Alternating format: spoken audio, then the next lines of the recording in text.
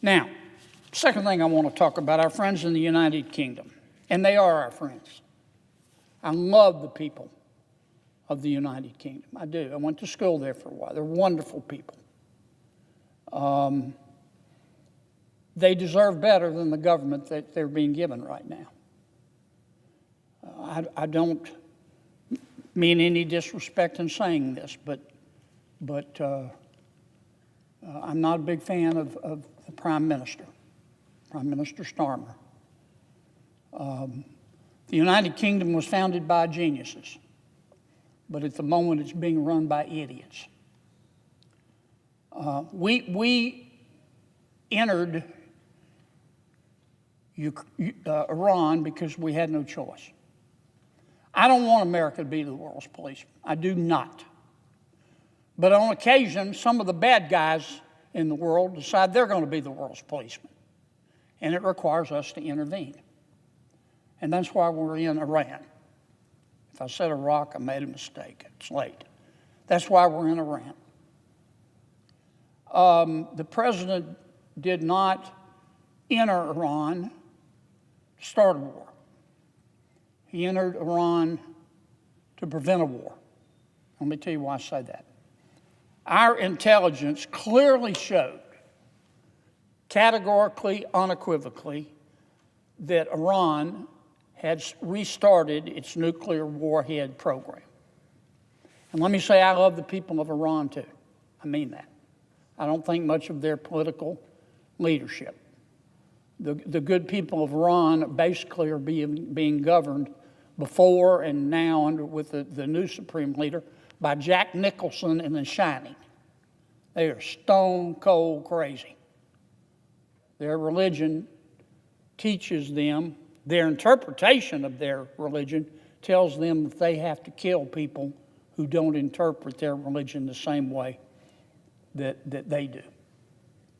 And when your religion tells you to kill somebody, as far as I'm concerned, it's time to get a new religion. But be that as it may, our intelligence clearly showed that Iran had restarted its nuclear weapons program, and its plan was to produce so many missiles, so many ballistic missiles, and to some extent cruise missiles and drones. In fact, they were producing between 200 and 600 ballistic missiles a month. Our intelligence showed that their plan was to stockpile so many missiles and so many drones that if we re-entered, or anyone re-entered Iran to stop their new efforts to obtain a nuclear warhead, that they would annihilate the entire Middle East. The entire Middle East. And other countries they could reach, like Turkey.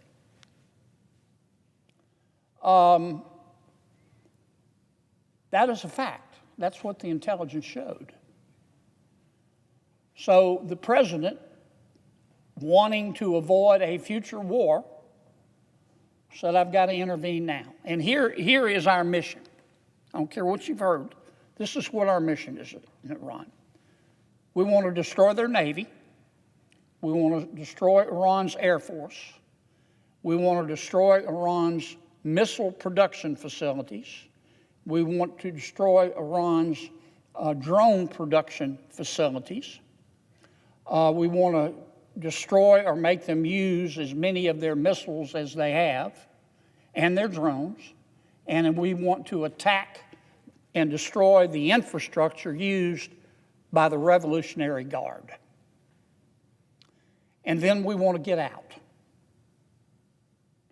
Now, there's been a lot of speculation by some of my Democratic friends that, well, the president's going to put boots on the ground. I don't believe that. I don't believe that. If the president puts boots on the ground, the thud you hear will be me face planting from surprise. I will faint. How long will this take? I think a few more weeks, and then we will be out. Was our intelligence right? You better believe it was. What's the first thing, the very first thing that the Iranian leadership did? They started attacking all the other countries in the Middle East. They even fired a missile at Turkey. They even fired a missile at the United Kingdom, one of its bases in Cyprus. Now, I give you this background so you will know why the president did what he did. Everything I just told you, the Prime Minister of the United Kingdom knew. He had the same intelligence we had. When it came time for us to intervene, he said, you cannot use any United Kingdom Air Force bases or military bases. None, zero, nada. He specifically said you can't use Diego Garcia, the joint U.S. United Kingdom military base in the Indian Ocean that Keir Starmer is trying to give away to Mauritius. You've heard me talk about it on the Senate floor. And Mauritius, of course, will welcome the Chinese. Now, once the war started going the way of people who believe in freedom, Prime Minister Starmer changed his mind. Now he says you can use our bases. Thank you very much, it's a little late. We don't need you. He also is trying to give President Trump advice about how to conduct the war.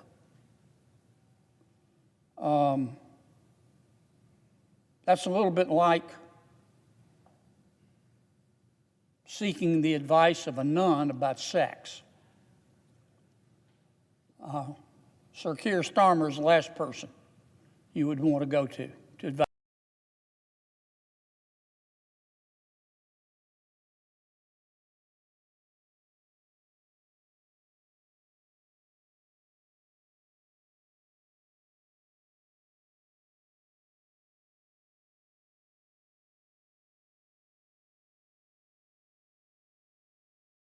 Good evening. Today, U.S. Senator John Kennedy has delivered strong criticism of the United Kingdom's leadership, particularly Prime Minister Keir Starmer. He discussed tensions involving Iran, U.S. military actions, and concerns over defense policies and international cooperation. Senator Kennedy began by saying he respects the people of the United Kingdom, but believes they deserve better leadership. He openly criticized Prime Minister Starmer, calling his decisions weak and ineffective. The senator defended the United States' involvement in Iran, arguing it was not to start a war, but to prevent one. According to him, U.S. intelligence showed that Iran had restarted its nuclear weapons program and was rapidly producing missiles and drones. He warned that this buildup could have threatened the entire Middle East and nearby regions, including Turkey. Kennedy explained that the U.S. mission is limited to weaken Iran's military capabilities, such as its air force, navy, and weapons production, and then withdraw without deploying ground troops. He also claimed that early Iranian attacks on regional targets proved that the intelligence was accurate. Turning to the United Kingdom, Kennedy accused Prime Minister Starmer of refusing to allow the U.S. to use British military bases during the early stages of the operation, including the strategic base at Diego Garcia. He said the UK later changed its position, but only after the situation had already shifted. The senator further criticized Starmer's defense spending plans, claiming they are misleading. Although the UK government promised to increase military spending, Kennedy argued that most of the funding is delayed until the future and may lose value due to inflation. He also raised concerns about a plan to transfer control of Diego Garcia to Mauritius, warning that this could indirectly benefit China and weaken Western security. In simple terms, Senator Kennedy is saying this. He believes the U.S. acted early to stop a bigger war with Iran, but thinks the UK government did not support America when it mattered most. This is the problem. He also argues I that can the assure you UK's the Prime defense Minister plans will not are be not the as Prime strong Minister as they appear and in could create 2030 risks and in the beyond. future. That's the latest on this developing international Talk debate. about sleight of hand. And if you run the numbers, there is a great deal of inflation in defense production because so many countries now are starting to actually spend more money on defense, not promising to do so by the Prime Minister of the United Kingdom. So you have to factor in inflation. And under the Prime Minister's plan to not even start spending the real money until 2030, the defense inflation is going to eat away at the amount of money that he has promised to spend. And if you factor in reasonable defense production, the numbers come out to him actually spending 24 billion pounds, $32 billion less than he promised. You think he couldn't figure that out? His numbers guys knew all about it.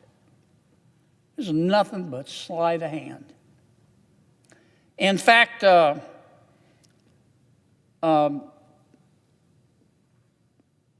one commentator in the United Kingdom has said it's worse. According to his computations, there's going to be a $28 billion gap over 4 years.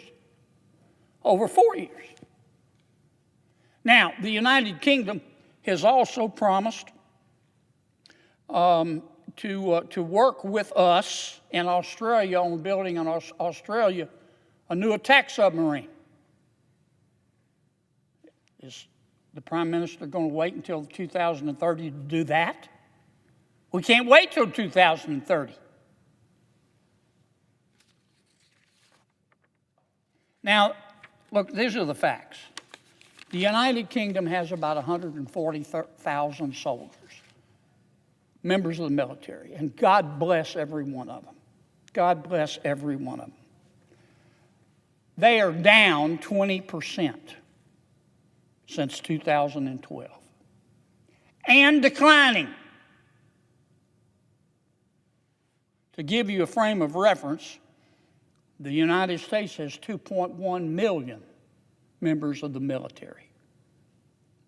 They have 140,000. 2.8 million if you include civilian support staff for our military. So when we first heard that the Prime Minister of the United Kingdom was going to start spending 2.6% up to 3.5% of GDP on defense, of course we got excited. It's about time that the people in Europe embraced adulthood and stopped sending us the bill for their defense. So we were excited. I was excited. I was ready to come down here and congratulate the Prime Minister. And then I read the fine print. Sleight of hand. It's all sleight of hand. Now, if I'm wrong, I hope the Prime Minister will respond. But if I'm right, shame on him. Shame on him for looking the good people of the United Kingdom in the eye and the good people of the world in the eye and lying. And saying that the United Kingdom would do its part when the Prime Minister has no intention whatsoever. And the final point I make, you've heard me, the Prime Minister of the United Kingdom wants to give away a military base, a joint military base that we own with the United Kingdom called Diego Garcia. It's in the middle of the Indian Ocean. The Prime Minister has decided he has got to give it to Mauritius. Mauritius never owned the Chagos Islands, one of which houses our military base. Mauritius has no connection to the islands. But the United Nations told the Prime Minister that he should be ashamed and that the good people of the United Kingdom should be ashamed because of the United Kingdom's colonial past. And so, Mr. Starmer, woke that he is, said, well, we gotta give it away. We want to give it away to Mauritius, who is just like this with China. He might as well just hand the keys to China.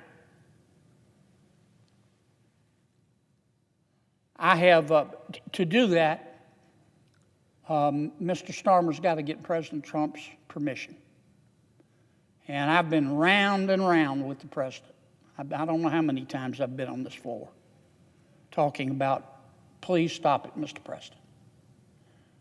One day I'm not criticizing the president because he's got to listen to his advisors. I get that.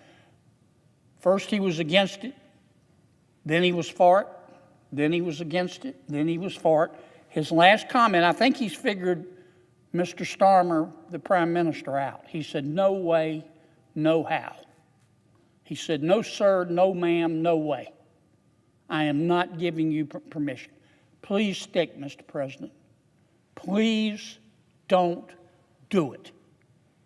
For us to give away that military base, which will end up in the hands of China, for us to give away one of the few places in the Indian Ocean that we can actually refuel our submarines, for us to give away this isn't a hyperbole, it's one of the most important military bases in the defense of the American people. For us to give it away would be unconscionable. Tell Mr. Starmer no, Mr. President.